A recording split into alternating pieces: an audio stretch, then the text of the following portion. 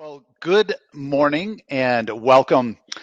This is really an awesome panel. I'm super excited to be here. So my name is Mark Donnigan. I run market and business development for Visionular. We're a codec solutions company working primarily in the area of WebRTC and RTE, which of course is the focus of this conference, RTE 2020. And I'll be moderating this session. We are going to cover a lot of ground over the next 90 minutes. And so hang in there with us, because even if, we happen to be on a topic or on a subject that maybe is not relevant or interests you at the moment, chances are good that in a couple minutes there will be something that you will want to know. So you definitely don't want to miss out. The panelists have worked really hard to put together an information-rich presentation, and that's going to be followed by a moderated panel discussion and then a Q&A. So the subject for this session is how to select the best video codec to scale your apps for RTE. And this is a very vast subject. If you're operating a video service, a platform, an application that requires any form of real-time live streaming, video chat component, or screen sharing functionality, you'll definitely want to take careful notes, because you're about to hear from some of the really foremost experts in these areas. Now, during this session, we have a dedicated chat monitor, so feel free to type in questions in the chat, and we'll do our absolute best to address them, certainly in the Q&A session, if not before. Please change slide. All right, so I want to set the stage for the presentation portion of this session and illustrate real quickly where video codecs are used in RTE or WebRTC type applications. And so we're going to focus primarily on two sides, and that would be the client side and the data center. Obviously, the data center could be a public cloud, could be a private cloud.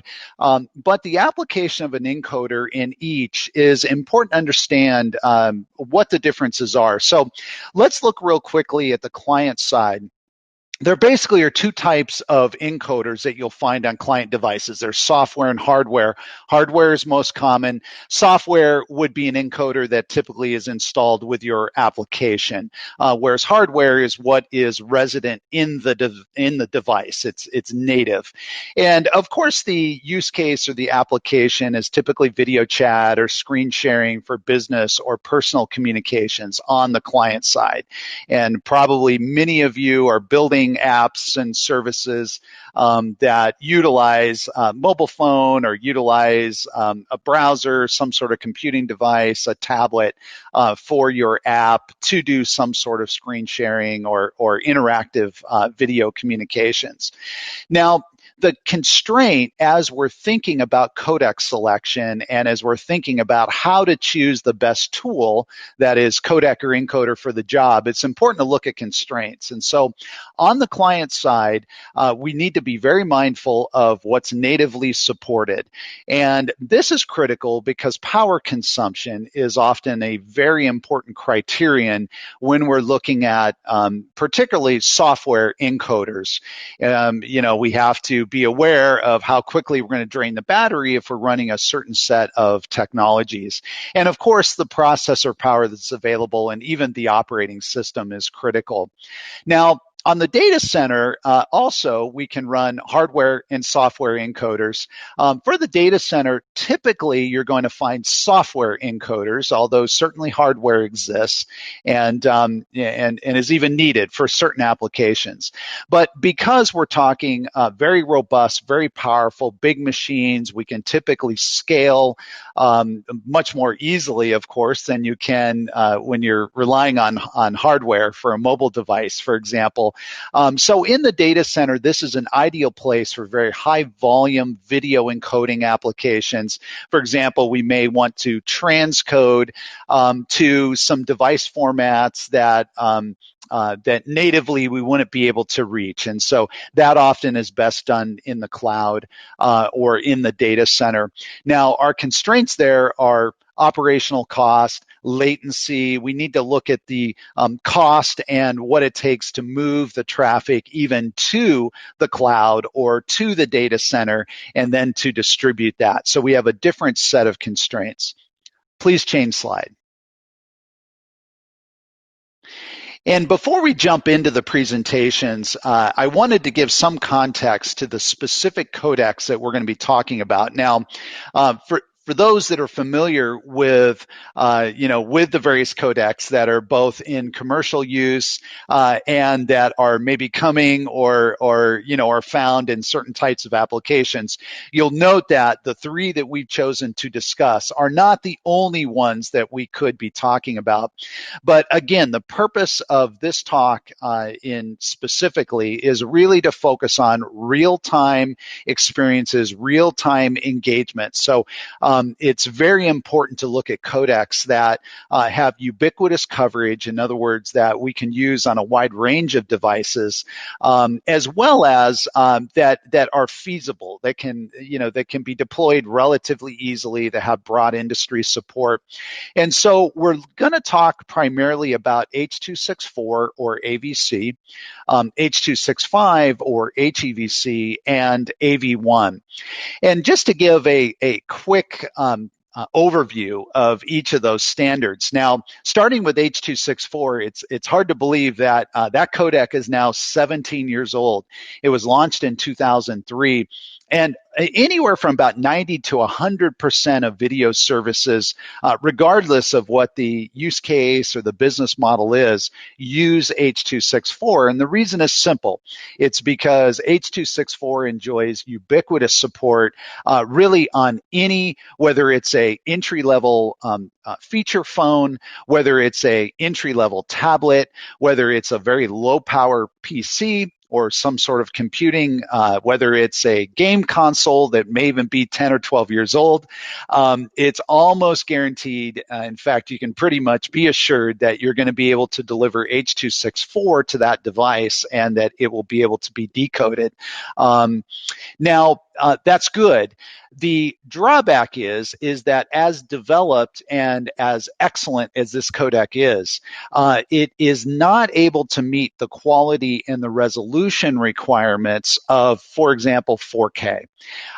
So even though if we're delivering to a browser and for certain services, you might say, well, I really don't need 4K. In fact, 1080p is more than enough. Maybe even 720p works.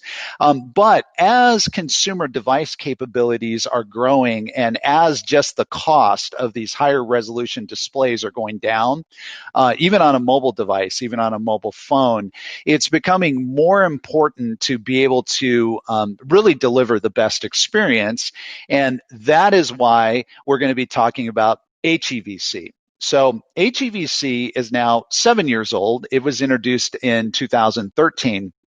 And this codec provides up to a 50% efficiency gain over H.264.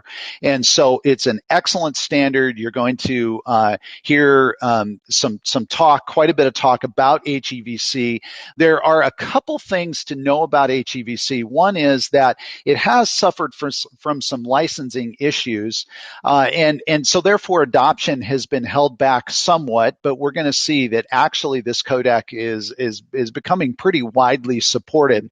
One drawback is that for browsers, HEVC is not supported. And, this is a very common end device that we are going to be building and delivering, especially RTE type experiences to. And so this takes us to AV1. Now, AV1 is the newest entrant here in the codec race, if we want to look at it that way. And AV1 is the successor, or really the next generation of VP9. AV1 is 2 years old. Therefore, it doesn't have the device support yet that you would see of HEVC or certainly H.264, although that situation is changing very, very rapidly. But the good news for us, again, in the RTE, web RTC type space, is that AV1 is supported in Chrome, AV1 very widely across many, many devices. And in fact, most browsers support AV1. So if you are delivering content primarily to the browser, if that is a primary distribution point for your service or your application, then AV1 could be considered today as maybe not the exclusive codec you use, but certainly a dominant codec that you might use in your video streaming mix. The advantage of AV1 is also that it is royalty-free. It's a royalty-free codec, and so it's unencumbered by some of the issues that come with HEVC. It also includes some really, really excellent tools for bitrate reduction. So we can get it, depending on how the encoder's operated, up to 50% bitrate savings even over HEVC. And for screen content coding, so like screen sharing applications, AV1 is really ideal. In fact, support for screen content coding is included in just the base standard. So even though the decision of what codec to support is not exactly a binary choice. So you're going to see that it's not necessarily a 1 or a 0 in terms of which codec you should be using in your service, and the chances are you'll be using multiple codecs. I believe, and I think you're going to see through the conversation here, that AV1 is really shaping up to be a dominant next generation WebRTC RTE codec. Change slide, please. All right, and with that introduction, I really want to stop talking and get directly into the presentations, because each of the panelists have prepared a really excellent talk that I think you're going to find very, very interesting. So in order to preserve time, I've asked each person to just introduce themselves at the start of their presentation, and then we're going to follow this up with a moderated discussion. Be sure to put any questions, any comments in the chat, and we're logging those, and we'll do our very best to get to those. So with that, let's start with Pierre from BlueJeans. Pierre, are you there? Yes, I'm here. All right, excellent. All right, everybody, I'm taking over, and thank you so much. I'm very happy to be here. Good morning, everybody. So I'm Pierre Seigneurbieux, and I'm leading media engineering at BlueJeans. For people who don't know BlueJeans, we are one of the big players in video conferencing, so very happy to be here, and I'll try to get going fast. So next slide, please. So Mark and the panel, they asked me to present very much the fundamentals around video codecs. So I'll go through that very quickly. As many of you might know already, the codec name really came from the short of compressor, decompressor, started to become a big necessity in the 90s, where there was a big transition from analog video into digital video. And really back then, because video uncompressed, the example here shows you a 720p stream needing more than 300 megabits per second of data to be able to transmit. That was not feasible to really migrate to digital video. So that's where really codec came from, inventing a block-based encoding technique that would give you a very big compression ratio. So that example here is today with H.264, which is like an old codec already, you can actually achieve 200 plus X compression and get to a pretty decent quality of a 720p 30 frames per second stream for video conferencing, for example, at 1.5 megabits. So that's really where it's coming from, the need for compressing and transmitting or storing data. Next slide, please. So very high level, I'll go step by step to really explain what really a codec is about, whether it's a very old codec like MD2 or AV1, the latest. They are all coming back from the same foundation that I'm going to quickly go over. Just wanted here to really focus on the fact that the different video codecs that are out there, they come with a standard, and the standard really defines what is a compliant stream and how to build a decoder to decode such a compliant stream. And that's what's very cool for the industry is all those years, people, developers, researchers have been really able to get the freedom to design their own encoders, to optimize for best quality, to optimize for real time, to optimize for the kind of hardware or software they want to use. So that's really, that has been fueling the industry for many years, and I'm sure it's going to keep going like that for many more years. One of the things that I think we'll be talking a lot today during the session is very important to step back and talk about three factors that are very important about codecs, which are quality of encoding, compression rate, and the complexity of encoding. And at very high level, what's very important to remind ourselves is those three factors, which are driving video coding, they are really depending on each other. And for example, the newest codec are really increasing the complexity of encoding.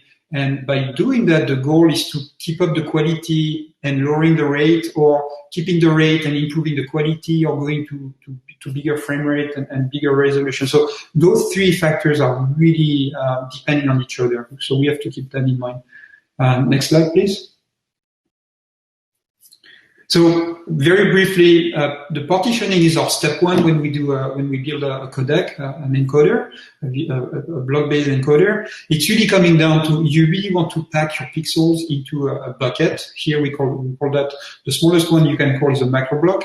And you can have some slice, you can have some ties, but the net out of partitioning, it's really a way to pack pixels together to make it less complex for the next step, which is prediction. So if you go to the next slide. Step two, very important step in any codec that you find out there. The compression efficiency I was talking about at the beginning really comes from the fact that we are really taking big advantage about the temporal correlation that you see between frames, right? So it's coming down to what you want to do, and it's not true all the time. So there is the concept of mode decision. I'm not going to go into details on that, but for most of the frames, you'll be able to find a very good correlation between the current and the next frame. And what codec do a lot is macro block per macro block at very high level. It will look for estimating the motion between the current macro block and the next one. And through the motion estimation, the ball game is, can we create a predicted frame from the previous frame and the motion estimation? Once you do that, rather than encoding the original frame, encoding the predicted frame, what you end up doing is you make the difference between those two frames, and you end up with a residual frame, which is shown here in gray. The cool thing about that is it really is a lot of zeros, and it's very easy to encode, a lot easier than encoding the original frame. So rather than encoding frame by frame, what you end up doing most of the time is you encode residual frame and the information that comes with the motion estimation. And that's really what you get a very big boost in compression efficiency is that step. Next slide, please.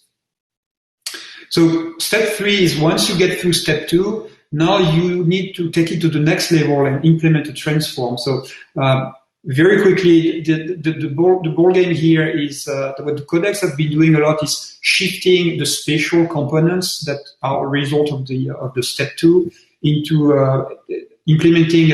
Most of the codecs do implement a DCT, which is really allowing you to move into the frequency domain.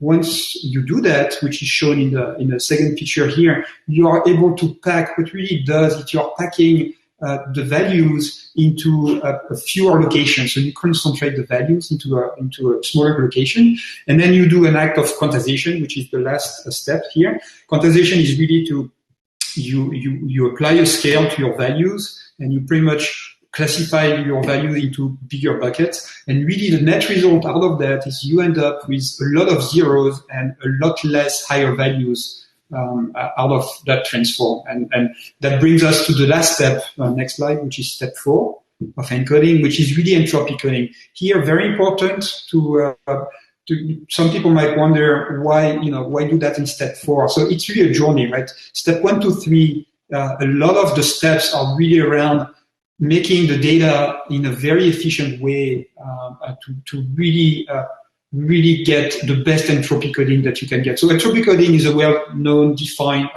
lossless compression technique. Feel free to look on Wikipedia for people who do not know. What it does is it's doing an excellent job at encoding binary stream of data when you have lots of zeros and some rare patterns, which is exactly what we ended up doing with all the steps. So entropy coding is really giving you the boost that you need to finalize the compression of your algorithm and get it to a point where you get those 200x plus compression ratio. So next slide, please. And that's pretty much, that's my last slide. So the net, I know it's not very detailed, and my next colleagues are going to drill down into some specific components, but I call that video encoding 101. Encoding, block-based encoding today is really, the foundation is those 4 steps, and those 4 steps are really what helps you achieving the compression you have today. And codecs over the years have been improving those steps, have been finding new ways to do things, but it's always coming back to those big fundamentals. All right, next slide.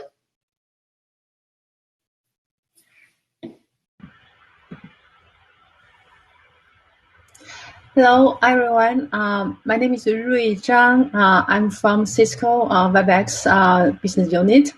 WebEx has served in the cloud-based conferencing domain for the past almost 20 years now to provide enterprise users the best real-time experience for collaboration. Next slide, please.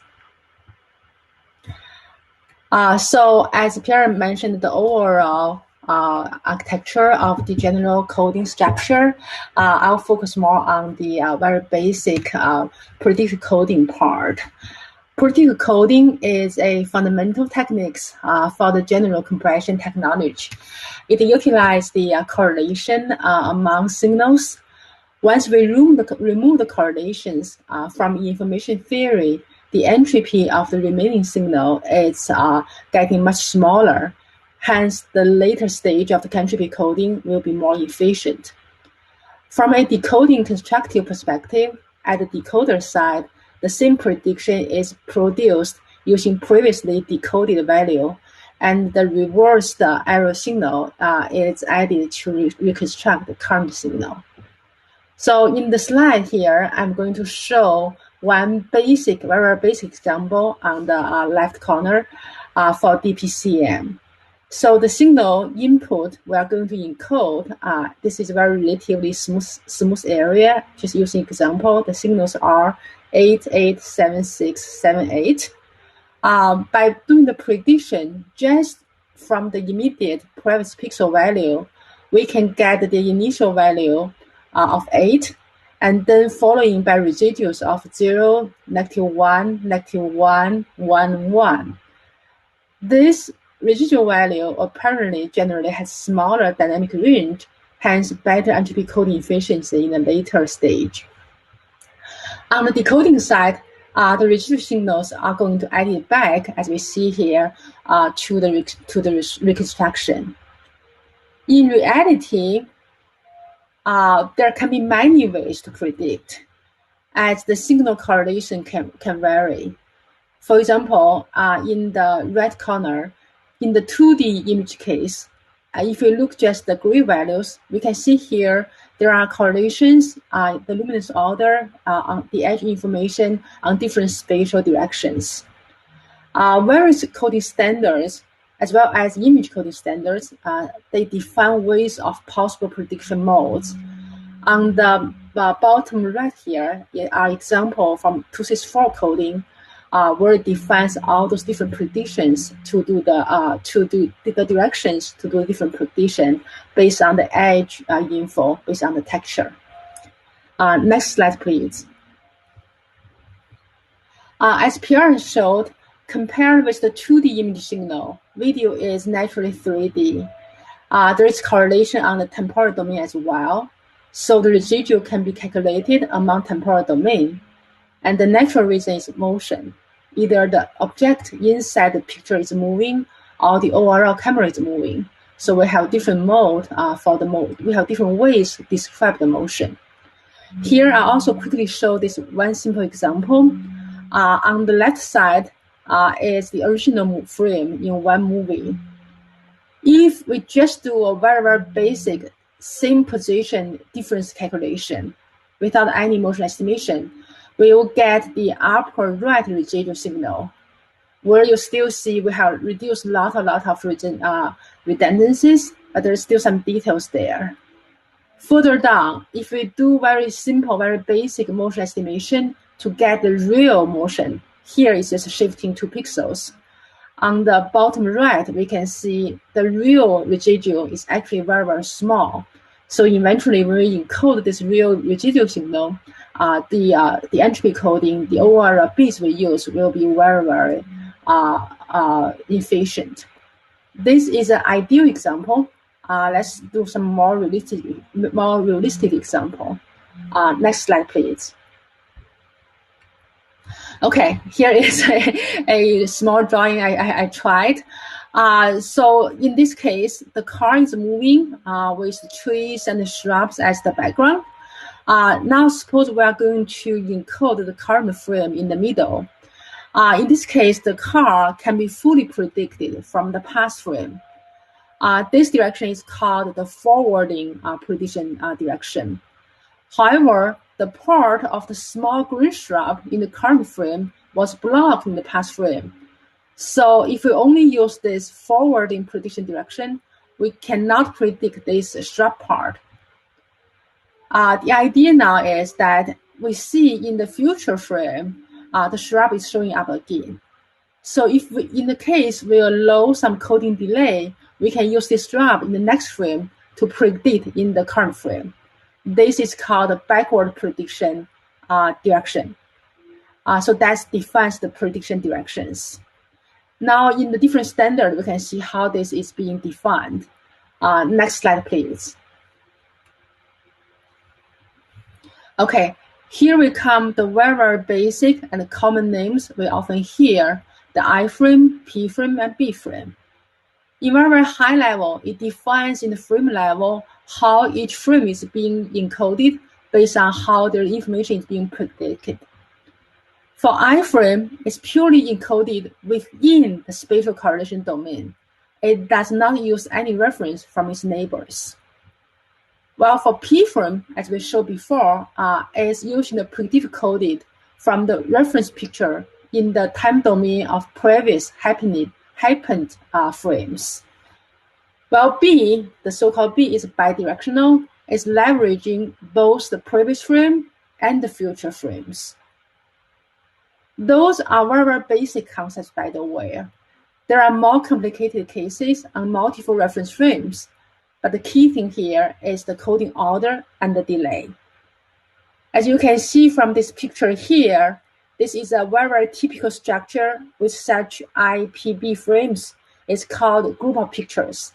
This GOP structure defines a very basic prediction structure within the coding. You see the POC, that means the picture order count. That's how the original picture is doing. But then you see the decoding order or encoding order. That's how the pictures are reordered in order to do the efficient prediction coding. Here, the frame 148 are the foundation with a single directional prediction. And then based on that, we add 2 more layers of bidirectional encoded frames. So in this case, we have the IPP encoded first, and then the 2' B, and then the 4 secondary B. By doing so, we can leverage all the correlations among all the frames, but with the sacrifice a little bit of coding delay. In short, those are very, very basic concepts are in the video coding, but are very, very important one. Now I'm going to move next to the next slide, please.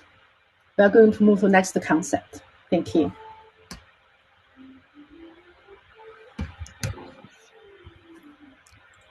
Thank you very much, Ray.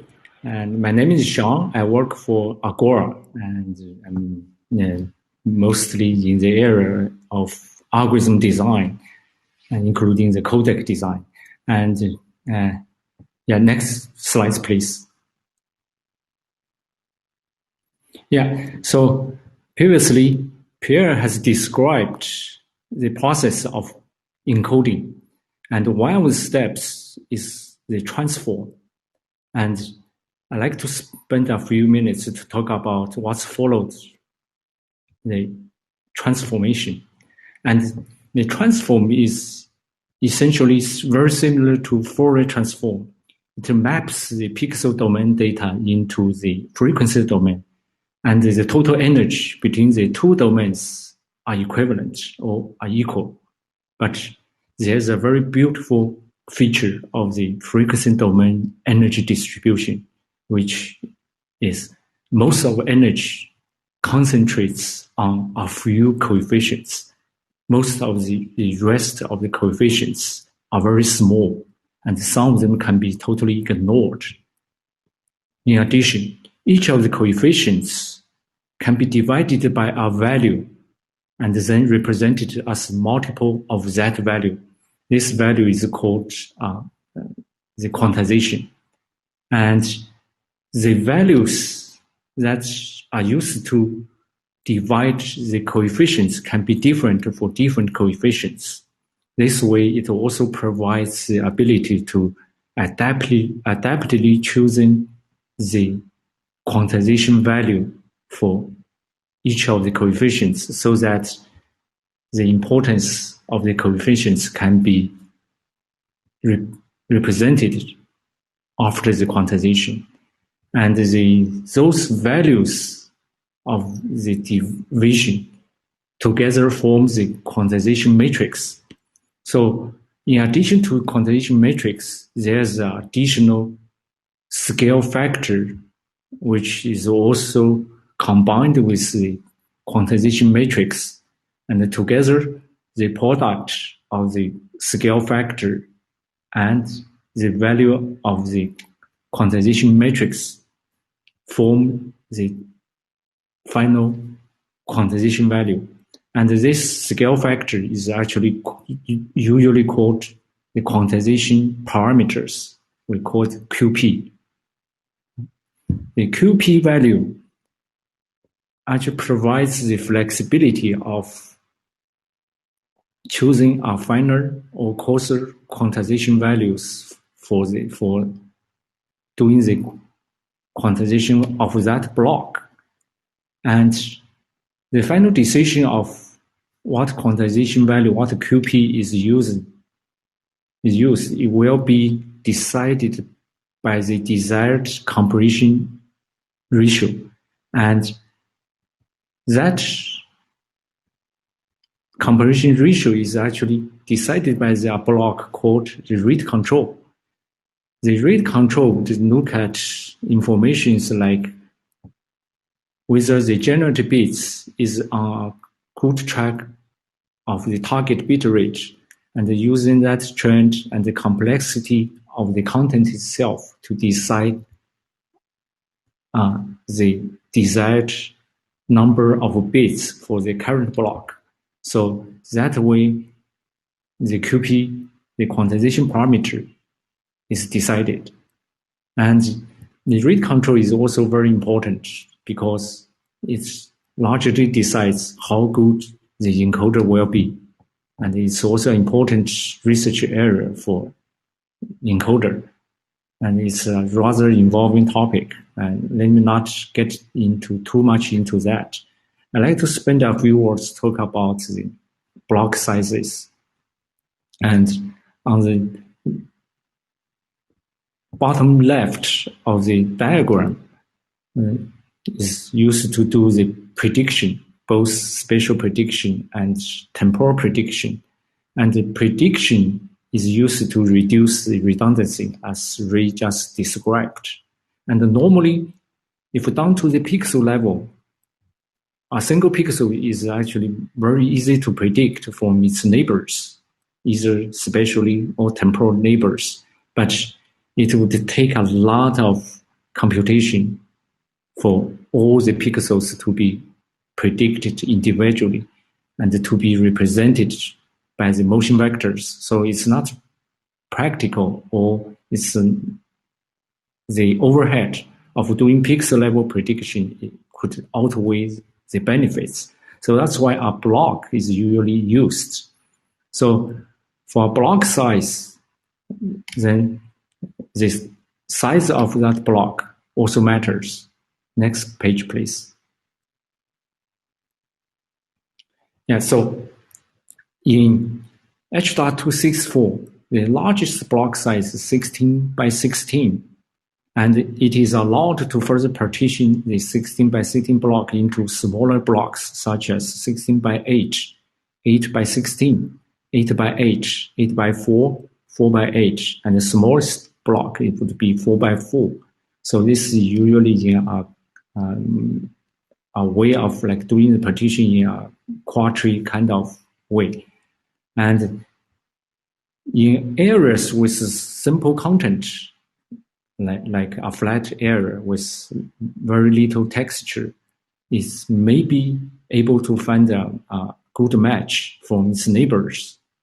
But for areas with a lot of texture and a lot of high frequency content, if the content itself is moving, it's very hard to find a good match in its neighbors.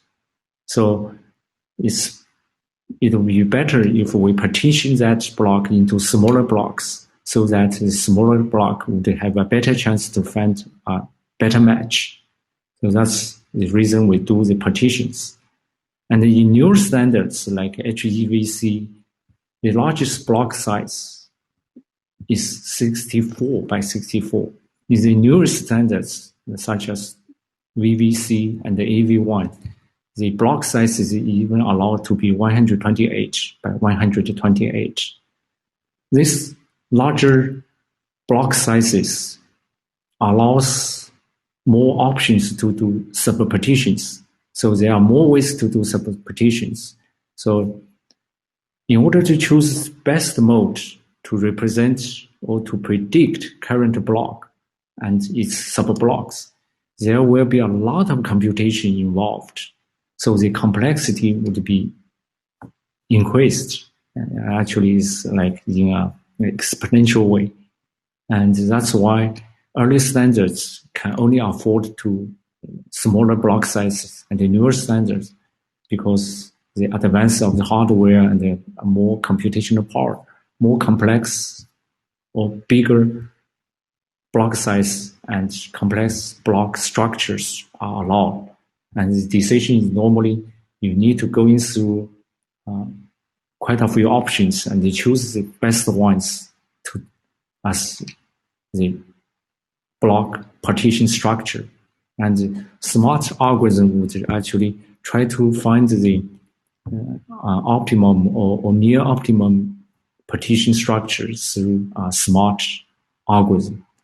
And yeah, so generally, the larger block size is, again, if the area is simple enough, then there is a better chance for the larger block size to be predicted or to be matched by nearby pixels or nearby reference pictures. And next page, please. Thank you. Morning or afternoon, everybody. I'm Josh Barnard, technical director at iStreamPlanet, where we focus on sort of live streaming of, TV and events. So let me talk a little about sort of the practical implications of all the stuff that was just discussed, right? I mean, we talked a lot about features of the codec and how the compression works. I'm going to talk through what does that mean for actual use cases. You can jump to my next slide. So to do that, I'll talk a bit about H.264, obviously this existing standard, incredibly popular, versus 265, which is not brand new, but newer, and sort of what it brings to the table and what the differences are. And kind of the quick blurb explanation, I'll say, is efficiency at a cost. So H.265, much more efficient, or HEVC, much more efficient than 264, but also much more expensive to encode, in software at least. So why go to H.265? I mean, I think they've talked a lot about the different benefits there in terms of efficiency. 50% number has been thrown around, 33% number, but effectively H.265 can offer humongous savings in terms of the bit rate needed to deliver the same quality. Or you can also start to achieve higher quality at the same bit rate. And H.265 is a de facto requirement, or something as new or newer than H.265 is a de facto requirement for advanced functionality like 4K 10-bit encoding HDR. The reasons that were just presented about block size just being one example of why H.264 doesn't scale to these larger and larger frame sizes that we're starting to see. But the trade-off there is really that with 265, software encoding is drastically more expensive. So the trade-off here is much bigger when you're talking about software encode. If you're on devices that have native hardware HEVC encoders and decoders, you can kind of get around that concern. So what does this practically mean? If you want to jump to the next slide. It's a little hard to tell probably over VC, and maybe if you can get a copy of the deck. But so this is the same content encoded with H.264 at 1 megabit and HEVC at 1 megabit. And if you could get in close, you can see like there's all these details that you see in the, look at the top of that spaceship there, right? There's all these little details of the individual wires and the individual lights that you can see on the right, but not on the left. And those details are getting lost when you compress that hard with 264, but HEVC with its expanded toolbox is able to make those things visible to you.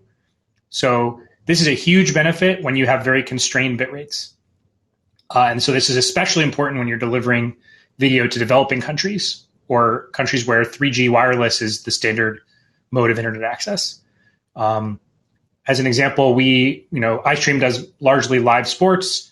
We're mostly delivering in 264 today and here in the US. When we've talked to customers in India, they're really constrained there on what they can deliver for Cricket World Cup, for example, the Ashes and things like that. So they'll have millions and millions of viewers, but they're all on 3G networks. And so for them, being able to get a little bit more video quality could be the difference between watchable and unwatchable stream when someone's only able to stream at 100 kilobits or 200 kilobits.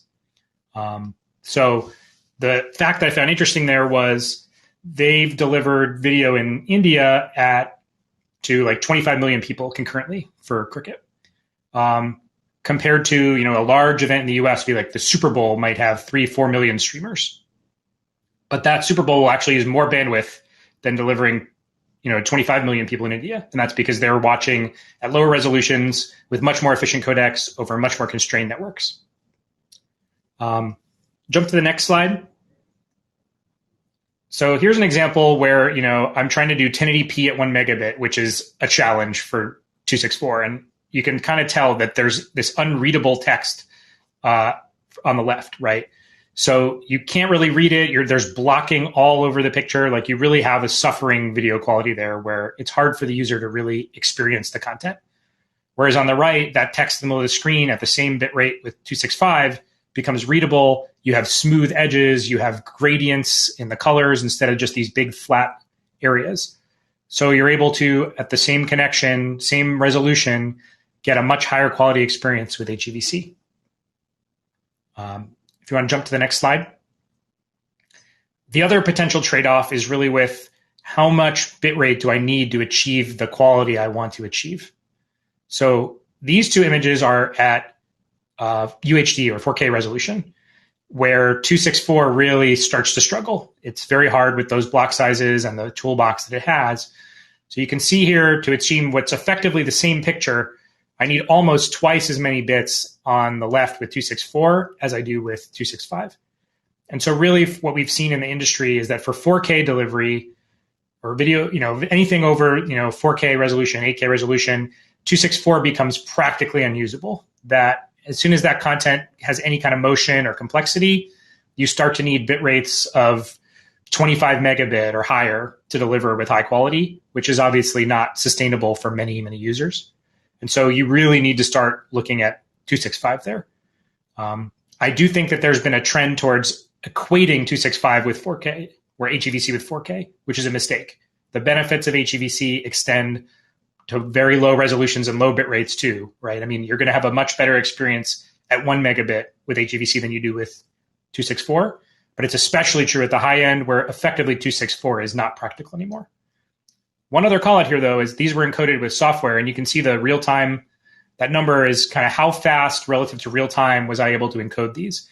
So even doing 264 at 4K on my pretty fast home desktop is slower than real time, but it's still almost 3 times faster than encoding HEVC. And so in scenarios where you have to encode and or decode in software, 265 really becomes expensive. And so it may not make sense for use cases where you're doing a lot of, especially real-time encoding in the cloud, becomes very difficult. That problem largely goes away if you have hardware encode, hardware decode. So if you have an iPhone streaming video to another iPhone, it might make sense to use HEVC, where you don't have to pay that penalty and you get the higher efficiency. And that's part of why Apple, for example, has really embraced putting HEVC in their hardware for years. They know that for their experiences, they can take advantage of the higher efficiency. And by using hardware, they avoid a lot of the penalties. One call out there, though, and this is true of codecs in general, is that generally speaking, software codecs are higher quality in terms of the compression efficiency than hardware.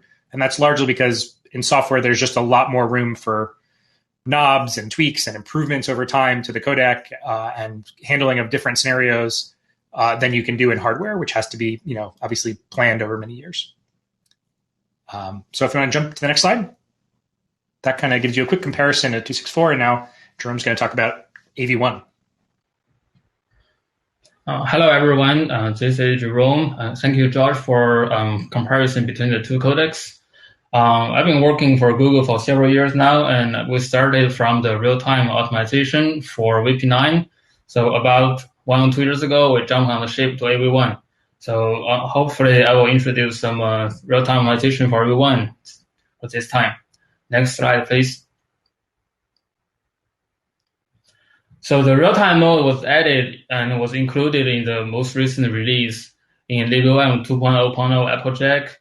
And I think it was released back in the May, and we are planning on the next release probably 2 or 3 months from now. So as Josh just mentioned, it's really about a trade-off between different codecs, and especially true for the real-time application because the application requires 0 latency. So we need our encoder to be as fast as possible. So that's why we use the non-RD based path, which is not the rate distortion optimization path because it requires a lot of more computation. And for the real-time application, we need the CBR rate control, which is constant bitrate, because we don't want to put too much bitrate change on the network, which will stress it out. And AV1 real-time mode also supports adaptive quantizer mode, so you can have different quantization parameters for different blocks in a frame. I think we added several speed settings to adapt to the different applications, because different applications you might want to use different bitrate and different resolutions, and you have different devices with different computation powers. So we have speed 6 to 9, and the bigger the speed settings is, the faster the encoder is. But with the trade-off, the image quality will be lower with the faster speed settings. So for the real-time mode, we turned off a lot of coding tools added in AV1 because they are too slow, such as global motion or warped motion, OBMC, all sorts of that stuff. But with the AV1, we still have new coding tools compared to VP9, so we can still achieve a lot of coding efficiency compared to VP9 real-time mode. Next slide, please. So the first step we are doing is the optimization for the ARM devices, because we need to support the Duo in Google, and the Duo is mostly used on the mobile devices. And the first thing we are considering is to include the codec in the application.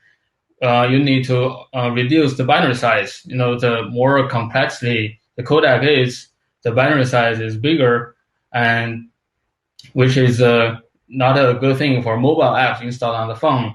So the first thing we do, we added 2 flags, which is config real-time only and config AV1 heavy depths. So we turn off the heavy depths for the real-time application, and we turn on the real-time only, which removes a lot of unrelated code, like the coding tools we don't use for the real-time mode. And it achieves 30% binary size reduction. And this makes it possible to include the codec in the mobile application. And the second thing we do is to do the neon optimization for the ARM devices, which is essentially the intrinsics for that. And a good thing about neon optimization is you can achieve a huge amount of speedups with no quality loss, because everything is bit exact before and after the optimization. So with that in mind, we have 20% to 60% speed up with optimization. And then we tune a lot for the low resolution at extremely low bandwidth, for example, like 30K bps. At that low bandwidth, most of the codec can't do anything. You can't get an image, you can't get a video at all for 30K. But with AV1, with a lot of coding tools and the huge coding efficiency, and we can do a lot with the speed 6 on the quarter VGA resolution. Although the resolution is really low, but it's better than with nothing, right?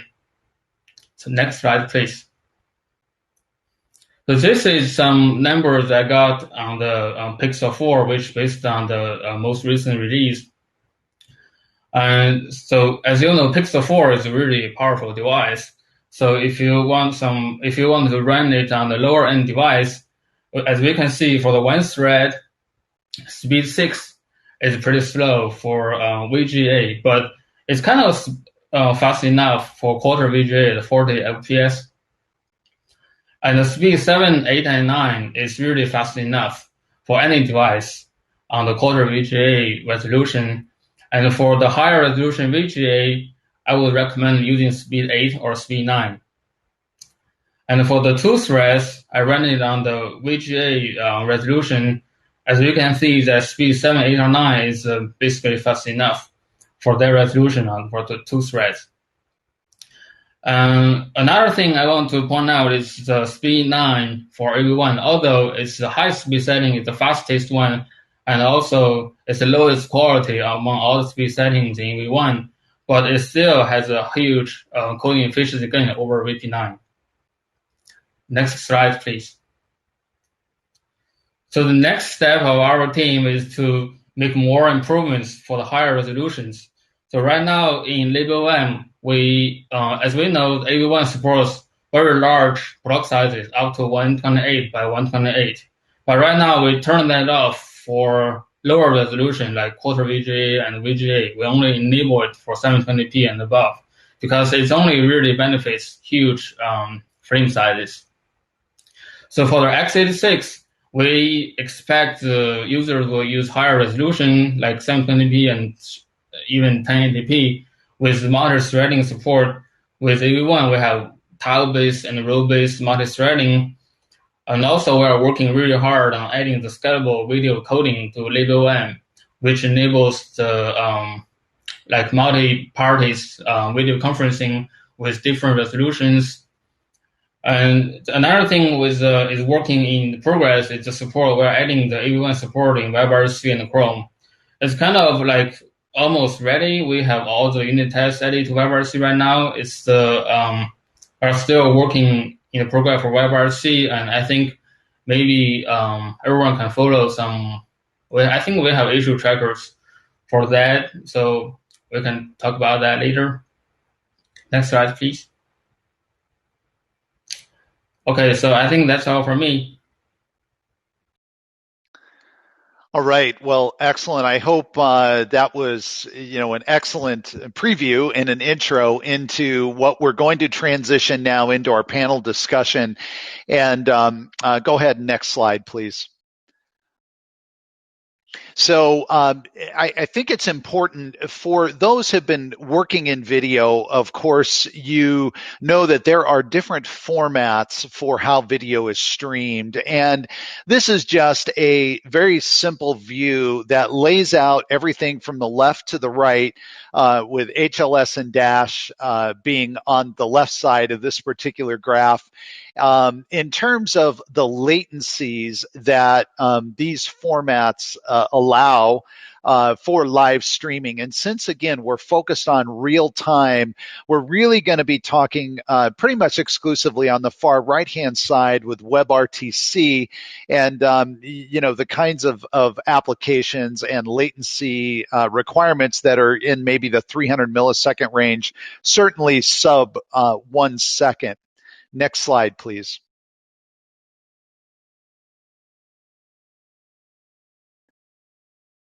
Okay. Don't need to spend a lot of time on this slide. I really want to jump right into the panel. And so panelists, if you want to come on and turn on your video cameras. All right, excellent. Good to see you all. And we can go ahead and stop the screen share here as well. Thank you to my very capable operator. Thanks, Patrick. Okay. Awesome. And go ahead and everyone, you can unmute your microphones and let's go ahead and jump into this discussion.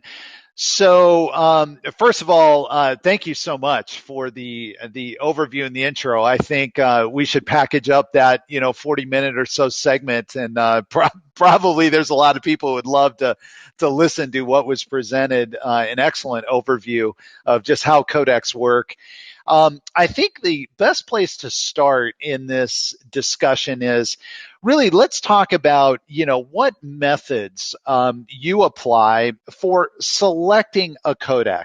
And clearly, each of you have presented the fact that there's always a trade-off. There's a trade-off in compute complexity, just how complex the particular codec is. Obviously, I just mentioned that latency is a very important consideration based on what we're designing or engineering a video service for. So I would love it, and Josh, will start with you, and then we'll kind of move around the panel here. If you each could share just one or two tips or best practices for what are the steps that someone should complete or that you would suggest they complete for comparing codecs and comparing codec implementations. And I think this is an important distinction because if we're trying to evaluate HEVC versus AV1, so that would be, comparing codecs, we're probably going to follow a slightly different process than if I'm looking for the best AV1 implementation. So I'm comparing two different AV1 encoders. So Josh, kick it off with you, and where do you think we should start here? Well, it's a little tongue in cheek, but the key to picking a codec is to pick H.264. But what I really mean there is that the first consideration has to be compatibility. Where are you trying to deliver video, and can it support it? 264 has, the reason it's so popular is it has ubiquitous support, and in particular, ubiquitous hardware decoding support. And when you can you really want to leverage hardware decode whenever possible because it makes the video experience much better for your users. It takes away the possibility of slow decode or other apps on the device preventing your experience from working. And in the case of any real-time communication, I think the same probably applies to encode. If you're on a device that's going to be encoding video and you can do it in hardware, you really want to consider that you pick a codec where you have, on all your target platforms, you have the hardware to support that codec. The main drawback with 265 to me is the lack of browser support today, which I think is largely a political issue, but it is a real issue that impacts us. It's a real issue. Yeah. In terms of picking a codec implementation, that's a whole different story. I think that's actually more complicated than picking a codec. Like once you've picked that you're going to use HEVC, comparing the many implementations out there is tricky. I mean, you have to, and I think a lot of it is driven for me by, can they beat the open source X265? Or in the case of AV1, it's less complicated since there's effectively one implementation. But for things where there's multiple and there's commercial versus open source, I always start with open source, and can a commercial codec beat that by enough to justify the expense of paying for a codec implementation? Got it. Well, Ray, I know that you're working in the land of open H.264, so what are your insights? Yeah, I totally agree with Shawn mentioned. But we are all engineers here, right? But I do want to bring up I think a basic one is a business concept, right? What's your cost, right? What's your business model? Are you responsible for the deployment of those codecs, right? That's actually why we did the Open264 job. Because remember, 264 does have relative requirement, right? It still has, but only that it has a bundle thing. Once you go over some amount, then you can be, all same package, right? It's not per license, right? So the reason behind the scene why we Cisco open source the 264 implementation and work with Mozilla for Firefox, Google for Chrome, is because Cisco is anyways paying the license for a lot of the hardware endpoints as well as software deployment. So we already achieved the limit anyway. Then we are collaborating to say, look, now if you download, get those details on how you bundle them. But if you download from here, then we are actually not only providing the tech knowledge, but also providing the payment, right? So that's for HEVC, we decided not to do so. We can control well on the hardware deployments part, how many endpoint we deliver, but on the software deployment, people just download, install. The base is huge, right? So it's hard to decide the pay structure. So that's somehow we kind of carefully select not to do, not because of technical reason, it's actually because of commercial reason. So in that case, I personally very, very look forward on the AV1, this concept of royalty free. Our company, we are also looking into that.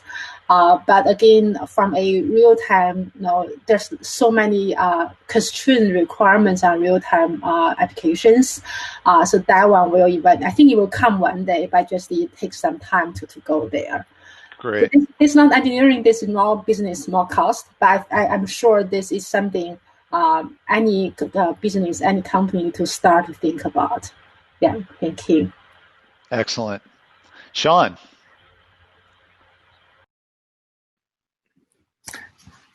Yes, thanks, Mark. And my fellow panelist has also mentioned those factors. I totally agree with them. And for us, it always comes down to availability and the complexity and the coding efficiency. And so availability is certainly an important factor. We want to make our customers, enable them to reach the broadest audience, users. So if a codec is widely supported, either through hardware or by all the browsers, and also probably simple enough to be implemented in majority of the platforms or the mobile devices, it's definitely favorable choice. And speaking about complexity, once it's falling within the allowable range, we will be able to do some more explorations to choose the best tools within the codec to get more coding gains. Like even for H.264, in our industry, we are still seeing that it has the potentials to go higher coding gains. Yeah, and also the license term, as everyone says, it seems a very critical factor for a codec to be successful. So a clear and simple license terms seems necessary for a codec to take off in applications. Yeah, there's no doubt that licensing complexity makes it very difficult for a standard to be adopted. So yeah, for sure. Now, Pierre, I'm wondering if you can comment from a slightly different perspective when you think about evaluating both codecs and implementations. I know that BlueJeans, obviously you're smack dab in the middle of WebRTC, but throughout your career, you've worked in maybe more traditional broadcast type encoding, and so you've seen a wide variety of use cases. Yeah. How might someone who maybe is operating a service that certainly has a real-time component to it, maybe that's even the core, but they're also needing to distribute via, HTTP, live streaming, so using Dash or using, are there any differences, in how they might go through this process? Or, I think that would be really interesting. I think, especially back in my broadcast days, where I spent many years focusing on the best video quality and squeezing the bits and delivering for sports and things like that. I think what I found over the years is the act of selecting an implementation. You have to have. It's more about you need to focus on quality and efficiency and have like a consistent way to. We've seen so many graphs and so many reports on this is the speed I can achieve with my codec and this is the quality I can achieve with my codec. I think it needs to be something that you do inside as well. You have to run your own evaluation, usually with very consistent different video sequences that you keep on using to compare different implementations and really evaluate yourself the quality, whether it's from instruments like SSIM or those metrics that you can use, but it's also very important that you actually spend some time watching video and make a decision yourself, because everybody has different angles on video quality. Video quality for video conference, it's more about, can I do a good job at static people, talking heads, where in sport, it's more about, is the grass looking kind of fuzzy, or can I spend the bits in the right place? So I think it's the high level answer is really coming down back to your specific use case and run the test along those lines and make sure that you really focus on what you want to achieve for your service. The last thing I wanted to bring is, at least for me, and BlueJeans is the same thing, I have a tendency to want to stress the implementation. So you want to feed your codec with things that are stressful for the codec, like, sequences with confettis if you're doing broadcast, and, water, blue sky, things that are difficult. And then that's how you can gauge whether, because on sunny days, I think it's kind of easy to make it work. But if you have like stressful content to deal with, you want to make sure that you select a codec, an implementation that can keep up and does not explode in your face. Right. So that's also important. Yeah, I think we've all encountered the encoder buster reels, right. With lots of very complex scenes. Yeah. Thank you, Pierre. Jerome, what's your input about evaluating codecs and implementations? What are your thoughts? I think there are two things I want to talk about. The first thing is, I think in terms of that, people should really think about how their application is going to do. Like for the AV1 launched in Duo, the most reason is that there are still a huge amount of users in the world that they have very, very limited network access. So they have extremely low network bandwidth, like 30K, 50K, and no other codec can do it except AV1. So we optimize AV1 to do that, and also in a real-time manner. So we enable those users to have access to the real-time video chat, like especially in this pandemic, which is extremely important. And another thing I want to say is, when evaluating the quality difference between two codecs, I think we should really look at the two different things. One is subjective, and the other thing is objective. Mm-hmm. And because sometimes the metrics can be different from what you are looking from your eyes. Sometimes maybe the PSNR or VMAF or SIM, they are similar, or it's actually one is better than another. But when you look at it from your eyes, the visual difference is kind of sometimes huge. So that's what I want to say about it. Yeah. So I'm actually going to interrupt the flow here because I think it fits well. And this question is coming to you, Jerome. somebody asked in the chat why we're not talking about VP9. Because the comment is, quite a few platforms support it. Obviously, it's a proven, well-known codec. I think since you've spent time working on VP9 at Google, and of course, as AV1 is the successor to VP9, maybe you can just comment a little bit about where the transition is, even just more broadly, outside of Duo, even from VP9 to AV1.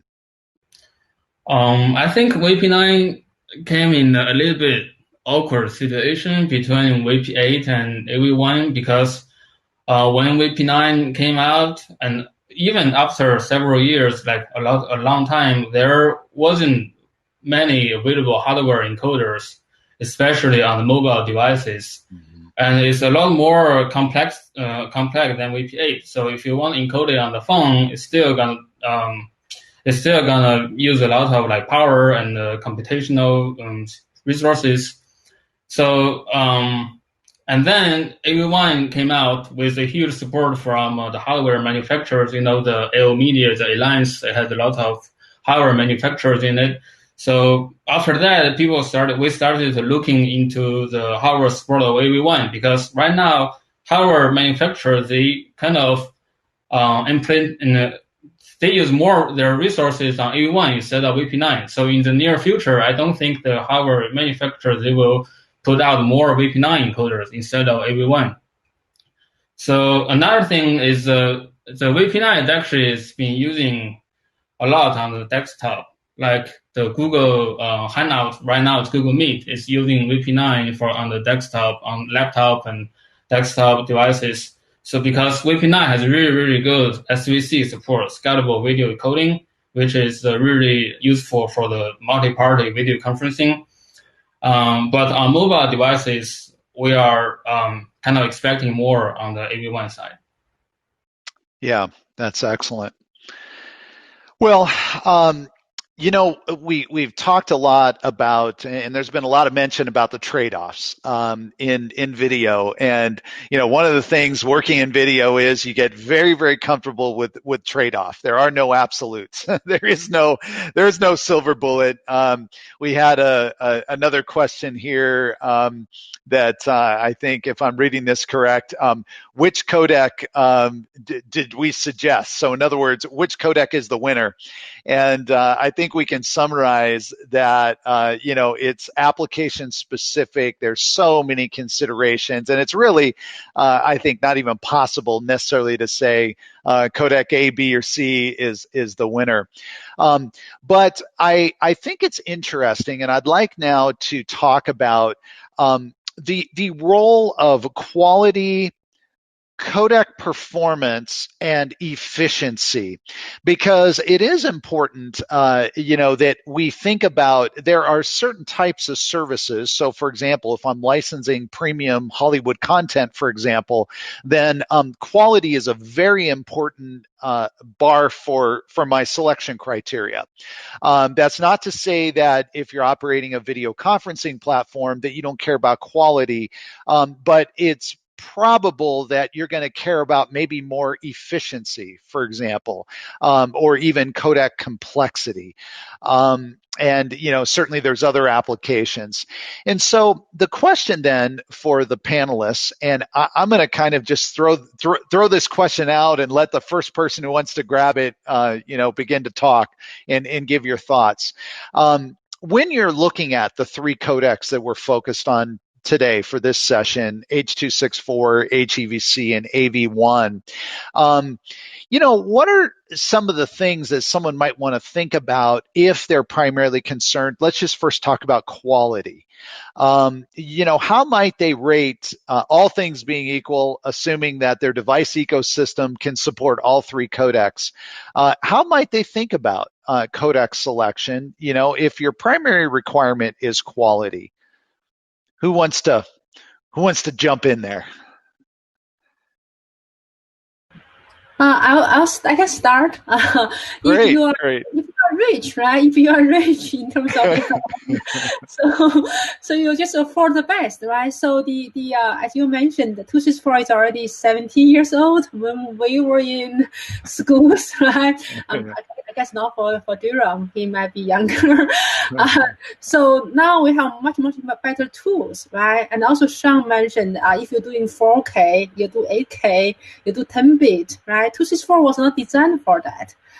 So if you are rich, if you are no trade-off, it's always the newer. That's also why the standard are moving forward. Right? The newer standard gives you the more diversified tools, the better coding efficiency. If you are rich, but as you mentioned, it's always a three-dimensional trade-off, right? The quality, the efficiency, and the speed, the complexity, right?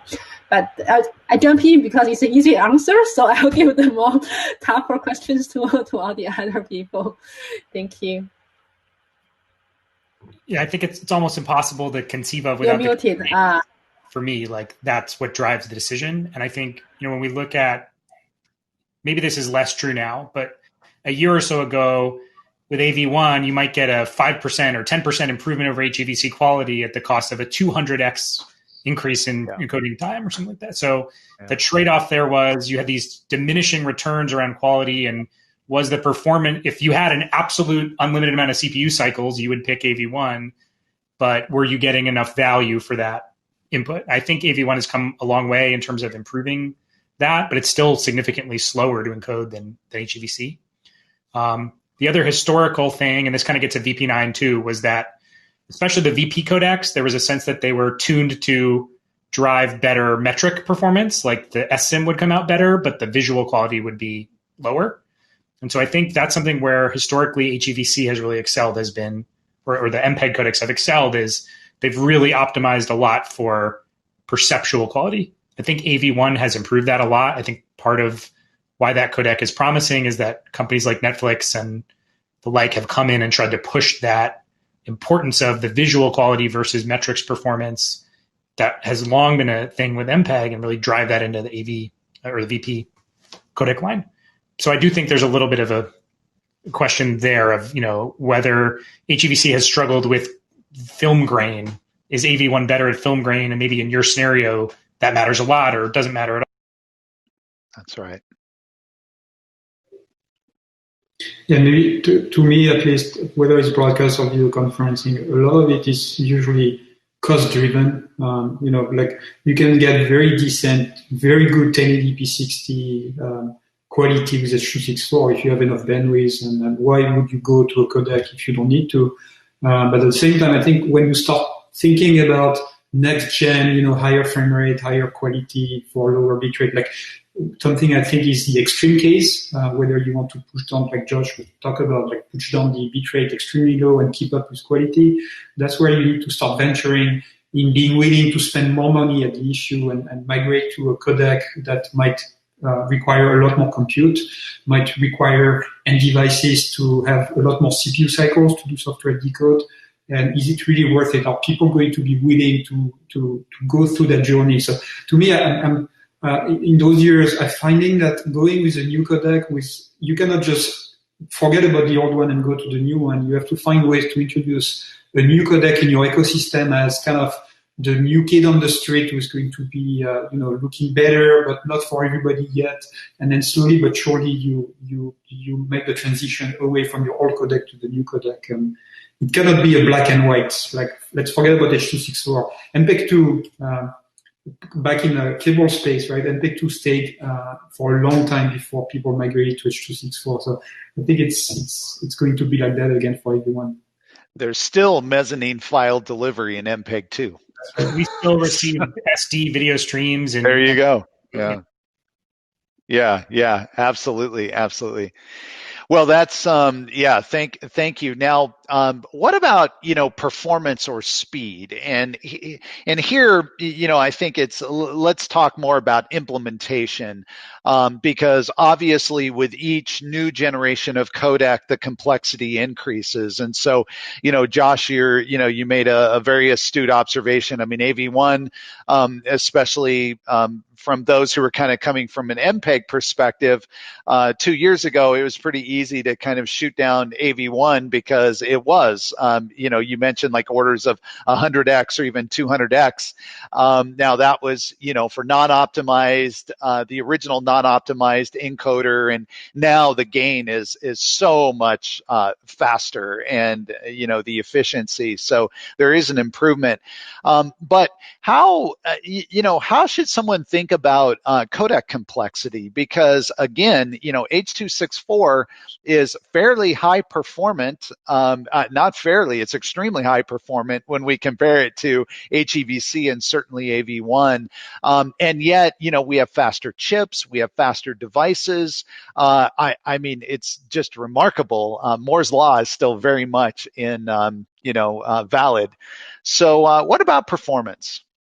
How do you think about that? And Jerome, I'm going to sort of throw this on your plate. I hope you don't mind, because, I know that you are really looking at, especially for Duo, an ecosystem where you have really significant bandwidth constraints, where probably your users are not on these, really advanced devices. They're not carrying around iPhone 11s and iPhone XSs and, whatever. So, yeah, so we have different speed settings in AV1, speed 6 to speed 9. Speed 8 and 9 is especially designed for the lower end devices. Like I showed in my presentation, on Pixel 4, we can do like 200 to 300 frames per second on speed 8 and 9. So on lower end devices, we're expecting at least 50 or 60 frames per second on those two speed settings. And those two speed settings, although they are really fast, and they actually quality-wise, compared to VP9, they're still almost 20% better on the quality, like save at least 20% base stream size. Another thing I want to point out is that people often ignored before, that the decoder complexity. Because decoder is usually really, really fast, and like thousands of frames per second decoding speed. But right now, people have video conferencing with 20 people, 30, 50 people. And if everyone wants to be visible on the screen, you have 50 decoders running at the same time in one session. So we are coming across that problem in Google Meet right now, because there are so many decoder instances running, and so the decoder complexity is really, really a big problem right now. And people kind of ignored that before. So right now we are working on that. And we have different kind of solutions for that, because when you have 50 people on the screen, everyone is so small on the screen that you can't really tell much of difference of the quality. So on that, in that case, we are lowering the qualities, and so to make the turn off like loop filter and all those features to make the decoder much faster. Yeah, that's what I want to talk about. I'm really happy that you just brought up the decoder, because we almost went a full 90 minutes and barely, I think maybe I referenced it, and there were a few other references of the decoder, but we didn't talk about the decoder, and it is so critical. I especially like, and in fact, I think we'll end with this because it's very appropriate. And just a quick comment to the audience, if you have any questions, we have about 6 or 7, 8 minutes left here. So just enter them in the chat bar, and we'll do our best to get to them.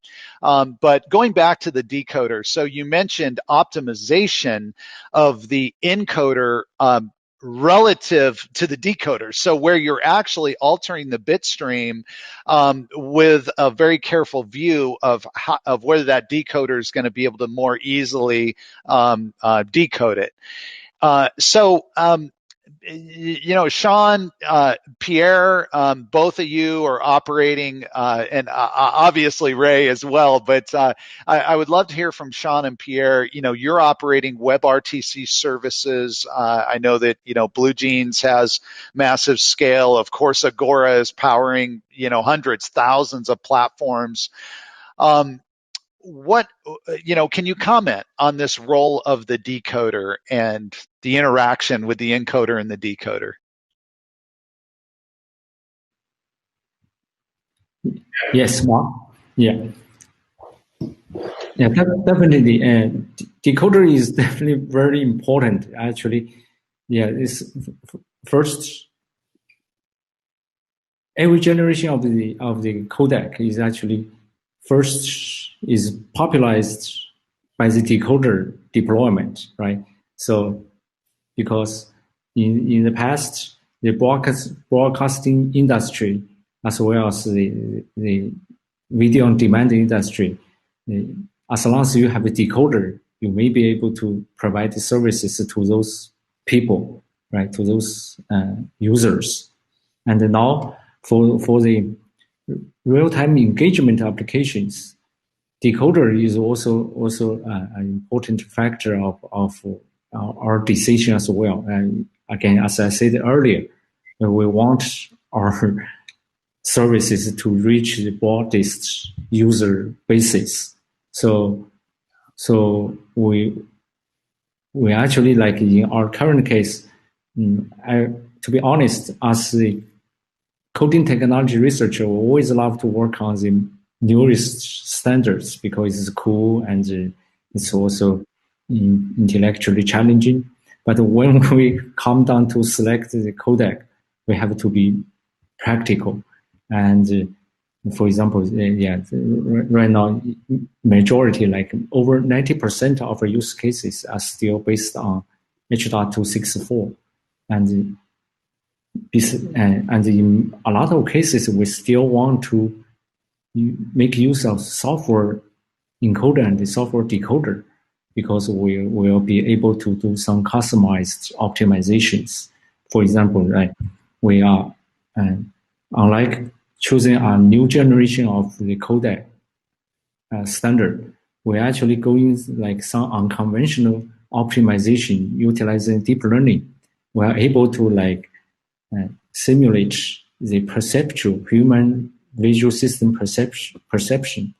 And we use deep learning model, which is very small and can, when combined with H.264 or H.265, we get additional 30% or more compression. And the model is so small, and we can run in mobile phone CPU or mobile phone GPU or NPU, only a few milliseconds per 720p frames. And also our users, our customers right now is leading to provide HD services more and more. So smaller resolutions is no longer satisfies the end user the situation for a higher, better experience. So we need to stream HD or at least 720p kind of services to the end users. So complexity is still very, very the most important at this moment. And over the years, we know that our codec implementation is getting better and better. Everyone will be no exception. As time goes on, I believe that everyone implementation will be getting better and better too. And also, as you said, the decoder, if the decoder getting widely deployed, I believe it will help everyone to take off. That's right. Yeah, thank you. And Pierre, I want to give you, we have about 2 minutes left. So to relate on what Jerome was talking about, so we obviously deal with the same set of issues where you have a massive amount of streams coming to the endpoint and we need to decode all of them. So it's very tricky. I think there are lots of tricks that you can play, lower frame rate, encode with a lot more noise filtering to really squeeze down on bitrate. For example, H.264, you can use different entropy coding. You can use Codec or CAVLC that gives you a much quicker way to decode because it's software based. So there are lots of tricks that you can apply. And I think going from one codec to the next, what I'm finding is the amount of tools that you have in front of you is getting bigger and bigger every time. So with everyone, I think we'll have a lot more capabilities to really optimize for a lot of decoding and do better things. One other thing that I think is very key to everyone that I would like to see, to conclude on that, SVC was very like a flop back in H.264 days. You know, a lot of people out there built like SVC capable. It really never took off, and I think there is a potential with everyone to really take SVC to something that works and functions and send one stream and being able to have temporal layer and spatial layer. I'm looking forward to that in everyone. It would be good. Yeah, that's great. Well, we are at the time limit here, and I just want to for everyone in the audience, if we were live in the room, I would we'd all clap and applaud. But thank you, panelists. This was just really a tremendous session. Thank you again for sharing all your insights, and I think we can summarize this full 90 minutes to say that there is no one codec to rule the world. There is no silver bullet. That's good, because for those of us who are technical and engineering minded, then we're always going to be challenged to deliver the best quality to our user and to our users, and to combine the best solutions. So thank you again for joining, and have a great rest of the conference. Thank you. Thank you. Bye. Thank you much. Bye. Bye-bye.